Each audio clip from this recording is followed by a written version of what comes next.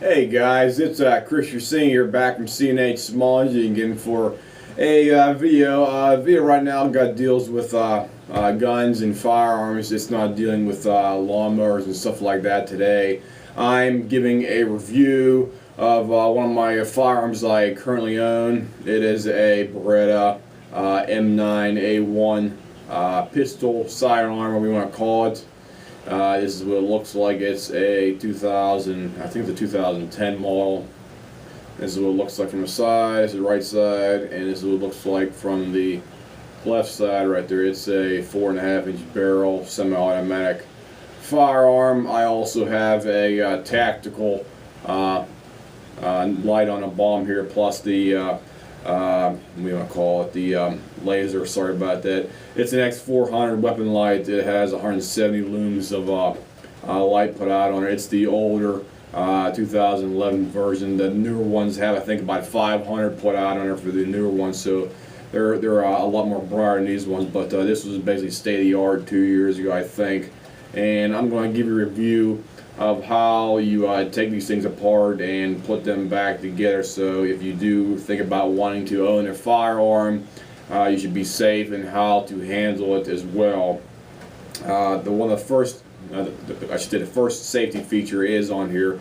Is the back right here. You see these little levers right here. There's one on right side, one on the left side as well too. It's ambidextrous, basically for left-hand or right-handed people. On left hand, so I shoot left hand, so it's always in my left hand, so I can just basically flip it up on the left hand side right there too.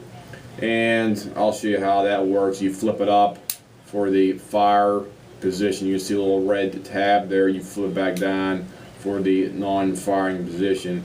And the first thing you should always do is make sure your magazine is out of the gun. And your magazine relief button is right here on the left-hand side of the gun here.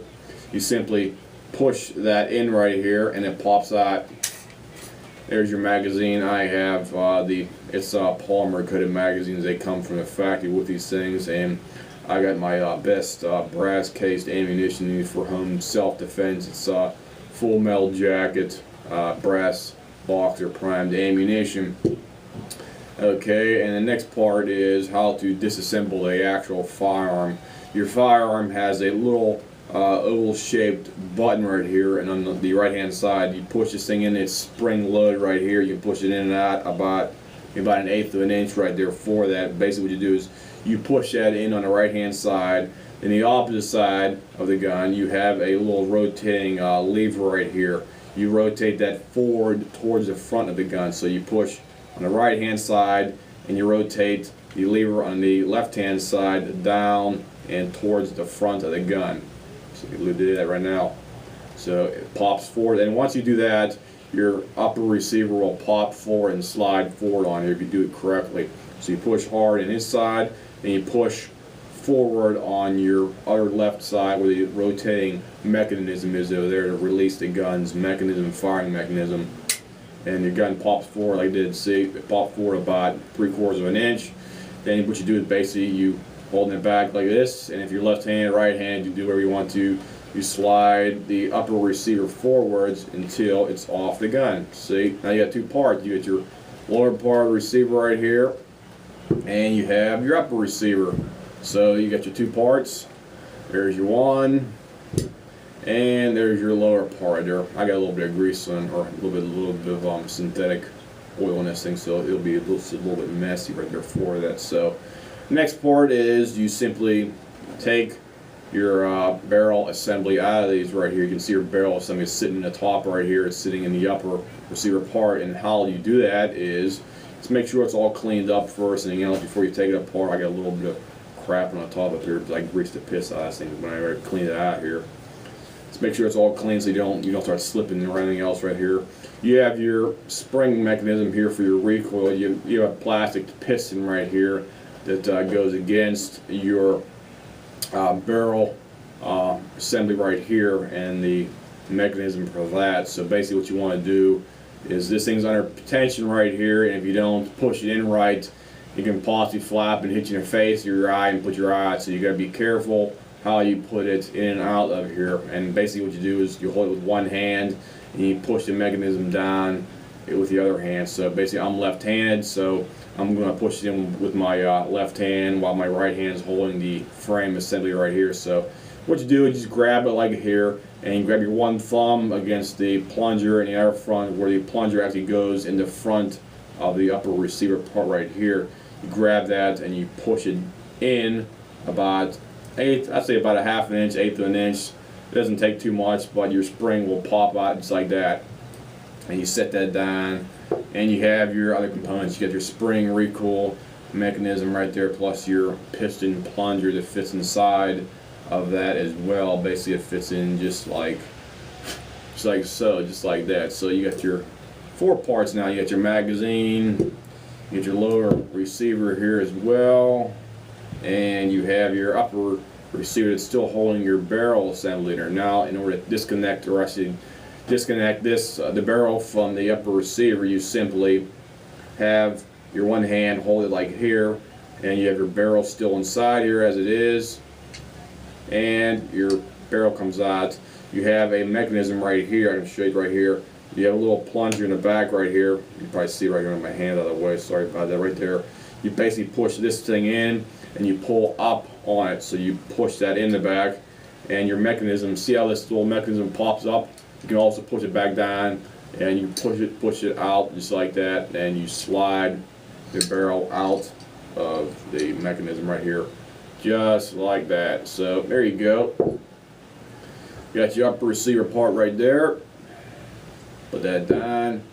Get your barrel, or your whole barrel mechanism right here, plus your firing mechanism underneath there for that, not the firing pin. Then you got your lower receiver as well here for that. So you got your magazine. You got your spring mechanism for the recoil right here, the plunger too. You have the other part, your upper receiver, and you have your barrel mechanism here as well. This thing goes in and out. This will be crucial when you put it back in here. You want to put it in like that, and it drops back down once the barrel is seated back into the upper receiver on here. Then once you do that, you put it back onto the lower part of the gun here as well too. So that's to reassemble it. And what you do, you take your receiver in your left or right hand, just like it is. I got here. Make sure it's all cleaned up. You don't get any dirt debris on it. You take your barrel assembly in your one hand. I'm left hand, so I'm probably going to do it with my left hand here. If your right hand, you do it the opposite way of what I'm doing here. If your right hand, you basically take this and you put, you can always pivot your receiver up like this, so you can pivot the barrel down inside here. You do is you slide that down inside here with the barrel facing up. You can see how this is critical right here. You can see how your firing part right here, where the actual firing mechanism goes in here, is partially up right here. You want to lower that down just like that. Notice how the mechanism locks up in the upper position. That is not correct. It's not going to be able to put your gun back right. So what you want to do is you want to wiggle around just a teeny bit until your barrel is lined up in the back, just like it right there. So see how it drops down right there? It drops down like that because you look on the top here, your barrel is lined up perfectly with your indicator for your live round chamber indicator. You have a little mechanism right here that has a little red tag. Say if you have a chamber in your round right now, it'll basically push this thing out maybe about probably like 1/16 of an inch. It's enough. You can see a little red tag on her, and now you know your barrel is lined up with the upper receiver, because the barrel is lined up with that tag part right here. I'll show you here right here. You see it's fuller. It's right here, the little tag part. There's a little indentation, and there's a little cutout, a little reverse C cutout taken out of the barrel itself right there for that. So now that's flush right there. See how it's flush? It's not sticking up, because if it was sticking up like that, it's not going to go in properly. It has to be completely flush. It's not going to be completely flat against the bottom here, but it needs to be leveled where it's not sticking up in some queer angular spot. So you're going to lie that back down there so it's completely flush, and the front of the barrel is sticking out maybe about a half inch right here. So it's wiggling around just like that in there. And you set that down.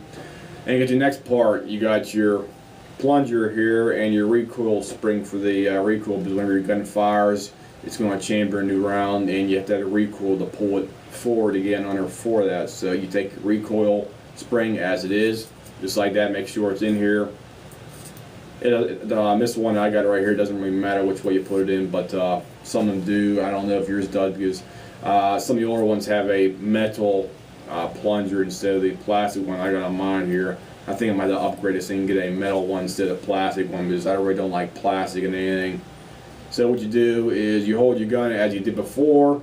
You hold your gun just like this. You hold your right hand if you're right hand, left hand, left hand. You take your plunger like here and you put it down inside of your lower barrel hole right here. Basically what you do is you put the spring, the actual spring, in the lower barrel hole, and you slide the spring in here, so it's like that. So the barrel plunger arm is up here. It's not down in the actual hole right here. So what you do next is you keep it away from your face and you hold it as steady as you possibly can. And what you want to do is you want to take your plunger right here, and your plunger must rest on this little lip right here. It must rest on this little lip. There's a little cutout machine groove right here where this plunger must rest right in here, like so. So what you do is you put that down in here just like that, and you can have it lay in there, or you can do whatever you want to. If you're right hand, you can do it that way. If you're left hand, you do it the way I'm going to do right here. So what you do is you push that down inside there, and you must line up. It's going to be under tension, so watch it so it doesn't hit you in the eye. But your plunger, a portion of plunger will fit up inside of this part right here, because the plunger will be sticking out of here once you have it in completely and in properly. So you push that down in here like so until it goes in the hole, and it lines up in the little notch underneath the barrel. Oh, there you go. That's something. That's why I told you don't want to have it near your face. So I proved it right there by doing that. So let me go get it here, and you can use that as a safety lesson right there, because do not aim them at your face, because if you aim at your face, and you can put your eye by doing that. So that's a safety lesson right there. So let me go get it here. Where you go, buddy? There we go. I got it. I did that for reference, so if you ever come across that problem, you do not want to put them in like I did right there, because if the plunger is not seated completely, they'll do the same thing I just did right there. So use that as a safety advice. It'll say that in your owner's manual. Always aim the thing away from your face. So I'll do it again here for you. You do not want to have it near your face. You always want to have it lined up like it is, and you want to have the plunger fully seated, because if it's not fully seated, it'll do the same thing which I did right now. It must be completely fully seated in the lower part right there. So I'll do it with my left hand instead here, so you can see how it's going to go in here fine. There we go. Get in there. There we go. And that's what it looks like. Fully seated. Put in the plunger hole. Your plunger hole's in here. You can see the back of the black plunger part. I'll engage it here. You can see it going in and out right there, the actual hole right there. As long as it's in there nice and secure, you have no problem whatsoever, because that's how it should look once you're ready to go for that. Next part, take your lower receiver as I got it here. I'm left hand, so I'm going to hold my right hand, and the upper receiver will be in my left hand. You basically take it, put in your hand, make sure everything's tight. Looks good to me. It's lined up. You line up on the railing grooves on the top here. Be careful, because you have small metal parts back here of the receiver that need to be aligned properly, and you don't want to jam them in there. So what you do is you pull that off there. There we go. You want to take the top of the receiver and line up on here. Notice how the release mechanism is still in the release position, and the other receiver side is still in the the release position. It's not in the locking position. So put it back together. You slide it on top like so until you'll hit some contact right there. Then it'll basically stop. Then what you want to do now is you have your back end. It's sticking out maybe about, I'd say about that much, maybe about 3/8. It's less than a ½ inch possibly. It depends. So you see how you got a little bit of play right there. What you want to do now is rotate your gun. I'll show you how. you want to do it. Basically what you want to do is you want to slide the upper receiver back past the rear of the lower receiver, maybe about 3/8 of an inch, quarter of an inch, just enough where you can catch the lower receiver latch on there so it engages, so it won't pop open again. So what you do is you push down in here once you have it all the way back, and you push your upper receiver back like I'm doing here until it clears the rear of the lower receiver. I'd say about that much, maybe less. So what you do is you push it back here like so, and once it's back there, you snap that back, and you're together. So just chamber, make sure it's chamber right, caulk it a couple times, and you can show here it's back together right, the spring mechanism is right. You can see underneath here the spring mechanism now, the actual plastic plunger is fully seated and it's in its proper position. You can see it right here, it's sticking out about 3 inches on there for that, and your barrel is fully seated into the lower receiver as well, and everything looks good there. It looks good to go. Last part is just put your magazine back in there as well. You do not want to put it on fire when you're done here. I always keep a fully loaded magazine anytime you need for home defense. There's your magazine fully seated with the safety in the on position. Always keep your safety in the on position. Do not put the safety off unless you absolutely have to, unless you have a burglar in the house and you do not know what their intentions are. The last features I got on here, I'd explain them up front, is the Surefire right here, the Surefire tactical weapon light right here. I'll demonstrate it here as well. This Surefire light has, I believe, 3 segments on here. It has one for the laser, you see right there, one for the laser, one for the flashlight itself, and the other one is the off position with the laser. Let me move that back there like that, and there's the laser position. The other one is the completely off position, I believe. So you got 1, 2 with the laser and the light, and the other one with the plain light. I keep it with the laser and light on at the same time because usually that's the best one.